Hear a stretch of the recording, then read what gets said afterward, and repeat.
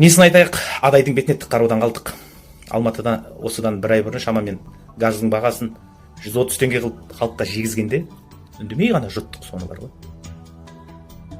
Бүгін міне енді мына көтерілістің арқасында кішкене серпіліс болып жоғары жақта ымыраға барайық деген ниетпен 85-90 теңге қылады дегенде газдың бағасын қуануға өз басым ұялдым, арым жібермеді қуануға. Мен қазақтың бөлінгенін қаламаймын, ауызбіршілігі қашанда мен үшін маңызды. Бірақ мына елдің езгіден шығуы тек адайға ғана керек сияқты, шынын айтайын бар ғой. Үнемі бас көтеретін осы бар. Жалпы қарға тамырлы қазақ бір үйдің баласындай болса, әр үйде бір тентектеу біреу болады ғой, бас көтеріп алысқа қарсы жүретін. Сондай ортамызда бір тентектің болғанына да амалсыз ұялғаннан шүкір деймін қазір. Енді біз олардың қатарында емеспіз, бас көтеретін бізде ешкім жоқ. 2 миллион халық отыр, үндемей жегізсе жеп отыра береміз.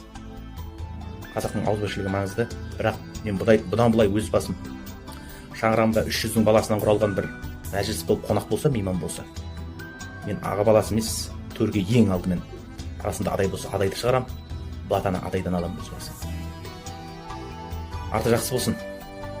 Әр анау батыс жақта бас көтеріп жатқан адайдың әр баласы үйіне аман есен, басы аман бауыры бүтін бала шағасына оралуын тілектеспін. Мынау көтеріліс, мынау бас көтеру ұшқысыз өтсін деймін. Адам шығыны болмасын. Билік пен екі ортада бір ымыра орнап, бір ортақ шешімге келейік. Ел тыныш болсын.